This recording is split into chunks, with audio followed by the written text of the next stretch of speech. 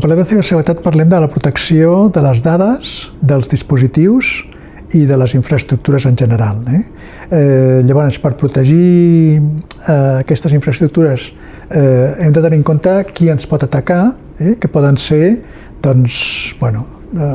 atacants novells, poden ser ciberdelinqüents que esperen rebre diners i poden ser també els agents governamentals d'altres països que volen desestabilitzar la situació en determinats entorns. I llavors, quan parlem de ciberseguretat, parlem de com defensar-nos contra aquest tipus d'atacs. Primer, el de ciberseguretat, que tothom és vulnerable a un atac, però clar, especialment l'aigua o infraestructures crítiques és molt més vulnerable. Pensa que molts d'aquests atacs són aleatoris, però si en fan un específic ens poden deixar sense aigua als ciutadans, sense aigua a la indústria, sense aigua a l'agricultura. Realment l'impacte que té és molt gran i per això hi ha molts països que ja estan fent ciberatacs a infraestructures de l'aigua. Per tant, en el cas de la càtedra de l'aigua, claríssim, és molt i molt important. El problema ve quan nosaltres volem un sistema un cop digitalitzat, tenim la tentació de controlar-lo des de fora.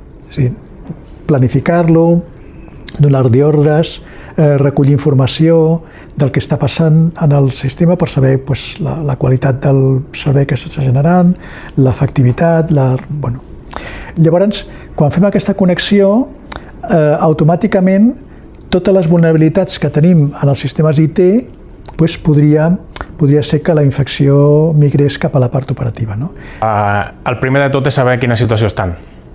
Hi ha un marc normatiu que s'ha de complir, però clar, si la pròpia empresa no té el know-how o no té la capacitat internament per fer-ho, l'ideal seria que es posés en mans d'una gent externa, auditora, que els hi posi al dia de la seva situació, els faci l'estat actual de la seva casa, que expliquin això i que a banda d'això es puguin informar dels possibles què han d'implantar. Hi ha organismes a nivell nacional per al tema d'infraestructures crítiques, hi ha l'Esquema Nacional de Seguretat, hi ha organismes CERT que són els que ajuden a les empreses, a les infraestructures crítiques a dir escolta, nosaltres com a infraestructura crítica què hem de fer? Ells et diuen, més o menys heu d'anar per aquí, heu d'anar per allà, heu de complir l'Esquema Nacional de Seguretat, heu de complir aquesta normativa, la ISO tal.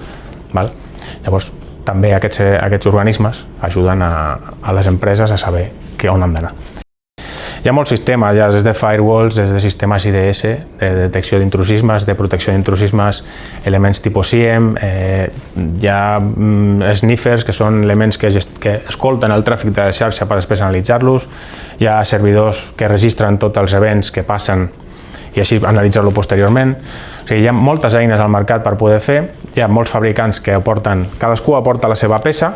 Nosaltres, com a fabricant de sistemes de telecontrol, aportem instrumentació i equips de telecontrol que implementen una sèrie de mesures. Però a banda d'això hi haurà un altre element de xarxa, de la xarxa IT, que hi haurà un firewall que farà la seva funció, hi haurà un SIEM que farà la seva funció. Però sobretot l'important és fer una anàlisi global de tot, analitzar què és el que vull evitar que em passi, quines amenaces vull tallar i evitar que no ho provoquin, i a partir d'aquí avaluar un pla d'acció.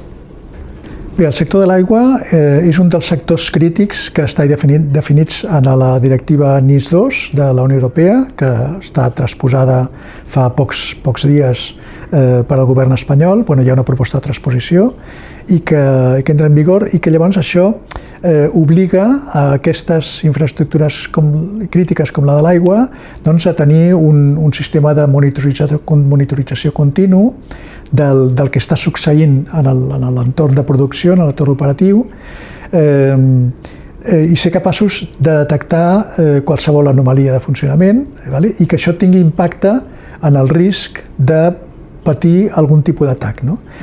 I per altra banda, una altra cosa que també exigeix, que és la formació, a més de formar el nostre personal, tant el tècnic com l'operatiu com la direcció, també hem de mirar que hi hagi formació per als membres dels nostres equips de les cadenes de subministrament.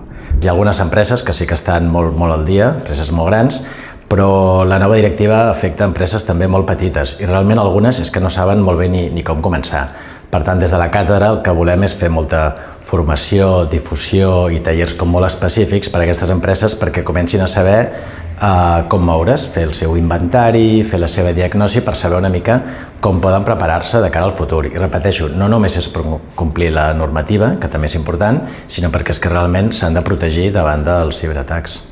Però la recerca és molt important perquè els ciberatacs es fonamenten en eines d'intel·ligència artificial i és un camp que està en plena expansió.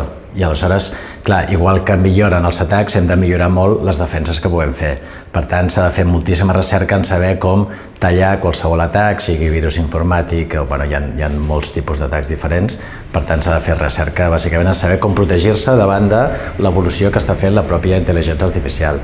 Diguéssim que els propis hackers que ataquen són els mateixos que han d'aconseguir fer les defenses contra aquests atacs.